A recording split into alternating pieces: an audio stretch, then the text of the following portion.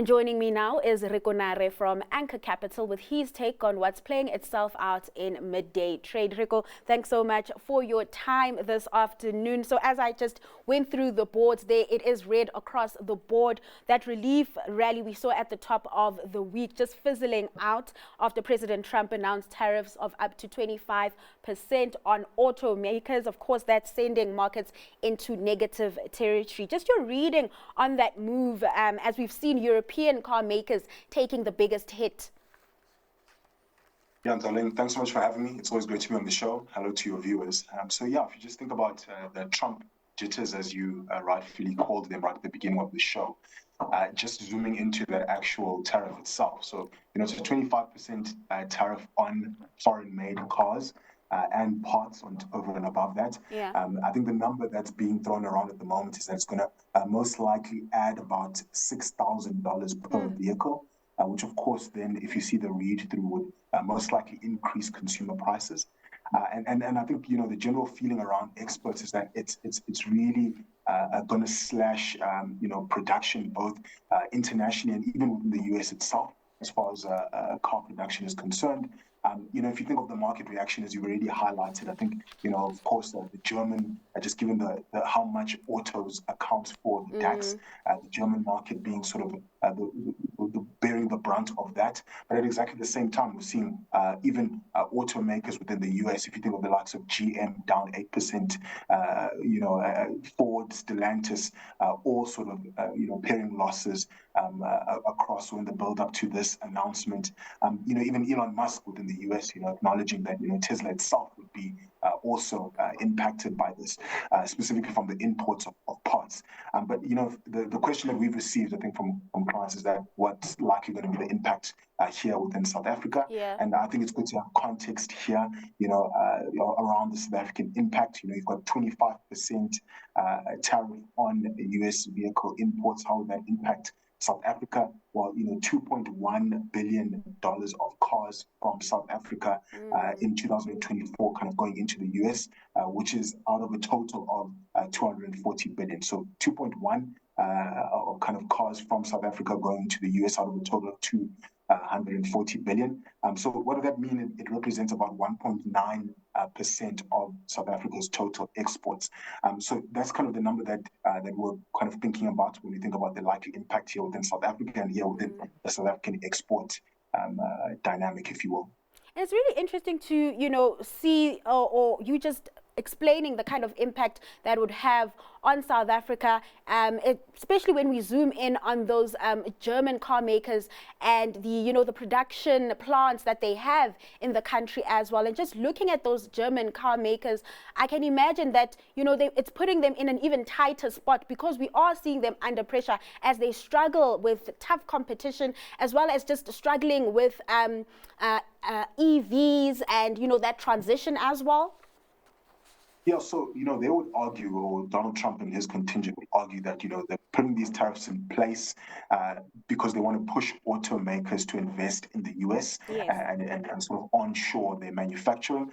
But I think, from the perspective that's held, the common held view is that, what you're likely going to see is you're going to see fewer foreign car or automakers entering the market, fewer options for buyers, if you will. And let's think about the knock-on effect as far as, the potential for job losses and, of course, the read-through to consumer prices and the lift in consumer prices. But I think from our side, the thing that would probably concern us the most is probably the, if you will, think about the likely disruption to supply chains and the probability of that. That's what we're thinking about in the back of this. Okay, let's move over to some local company news. PPC getting the thumbs up as the board approved capex with 3 billion rand for the construction of a cement plant in the Western Cape. And markets are really liking the news. The last time I checked, that share price was up over 7%. What have you made of that move, Reko? Yeah, so the board approving a 3 billion rand cement plant in the Western Cape. Infrastructure spend in South Africa is never a bad thing.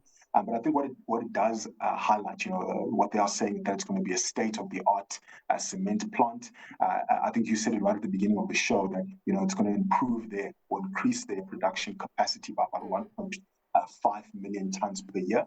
And yeah, I think it is aligned with their overall capital allocation. It's going to most likely help to maintain sort of a healthy debt to EBITDA ratio, which is of course something that we're looking out for. Specifically thinking about the long-term financial sustainability of the sport. But it's never a bad thing. There's an international player that's coming alongside. They're partnering with a global leader in the likes of Sonoma. To do this. But yeah, as you said, shareholders largely tipping this as something positive. Yeah. The share price up 6.1% today. But just bearing in mind that, down, sort of negative 12% year to date. We're not saying this is one deal is going to get it out of the woods yet. Let's move over to earnings news. CA sales delivering double-digit profit growth, and that growth really being fueled by contributions from acquisitions and its expansion into new territories. Is this one you look at, Reko? Not one that we look at closely, Darling, to be honest, but I think, just as you highlighted at the beginning, strong financial growth, that's what we see both at the top line and the bottom line. You had revenue up 10.6%, you had HEPS rising 25.3%. So yeah, and EPS kind of increasing marginally by about 1.3%. But yeah, I think shareholders won't look too far to this, on the back of the fact that you've also got a higher dividend declaration. And I think the reason why I mentioned that is that in a specific environment like this, I think shareholders are looking for value. So we are getting, increases in dividend declarations. Shareholders are going to like that. You've got gross ordinary share dividend increasing by about 25% in this sort of reporting. And I think, it's a fairly constructive and I think what they are saying as far as management is concerned is fairly positive, fairly positive market outlook, and we trust that this expansion strategy will continue. All right, let's just hit pause on the conversation. Before we get to your stock pick, let's reflect on some counters that have found favor with your industry peers. I looked through OUTsurance's results, and I think this is a superb little business. I know they're going into Ireland, which is a risk factor, but once again, I would support management and what they have achieved.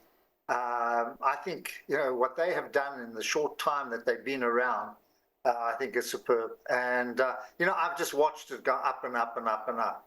And, no, it's a good business. So having been forced into a corner to choose something, and having spoken about Remgro earlier, I would rather have them than Remgro. So why specifically Telkom? It's a turnaround story, and they've turned around very well. They've reduced debt, their mobile subscribers are increasing, they are increasing their fiber network. Results were pretty good, the graph looks good. They're on a discounted cash flow about 47, 48 Rand. My technical top price target about 43, 45, so that meshes quite nicely. I just think it's in these uncertain times, not bad to be in a company that's got a beta of about 0.8. So Telkom and OUTsurance, just your analysis on those companies, Reko? Yeah, so I can definitely agree on the OUTsurance story. Even extracting what your commentator was saying there around those audited results, basically normalized EPS, 52%, return on equity of 30%, dividend growth of 44% since the previous period. You can see why shareholders continue to like it. And, you've got a 8.3% move in the share price year to date. But yeah, I think it's a fairly constructive story. I think your commentator there mentioned around, issues around Ireland. Of course, they had a 280 million Rand loss there, startup losses, if you will. But I think they've continued to operate well. They're operating in the right space, in a space that is fairly defensive in an environment that comes under pressure if 2025 does play out to be a year like that. And then on Telkom, if you think about the share price, sort of 10%, year to date, I think it's fairly fair to say, as your commentator said, that it is a startup or rather the turnaround story that you're buying into there. But yeah, I think, today you had the announcement of the sale of that SwiftNet tower sort of business, mast and tower business. So of course they've been shown some traction in unlocking value for shareholders. That's in itself, that deal alone is 6.7 billion rands, which of course then means that they can sort of unlock value for shareholders, and then really strengthen their balance sheet and really focus on what's core for them in their business. So I think both from our side, I can't knock holes or pin holes at both.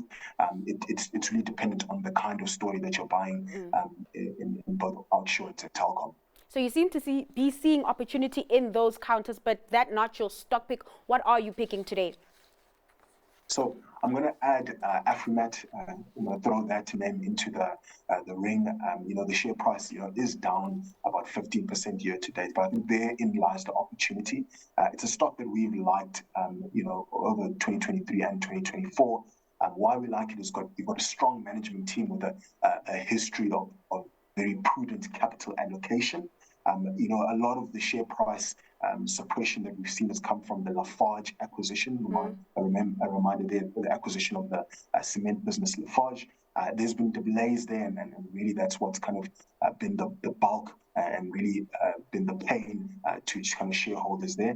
But even when that comes online, we think that that offers a very high quality quarry asset and the potential for cement market opportunities. So we like the unlock there. We like the play there. We like the fact that management team has had a long track record of delivering specifically on unlocking value from assets. So from my side, AFT on the JSE, Afrimat as my stock pick. Reko, thanks so much for your time and just sharing analysis of trade at midday.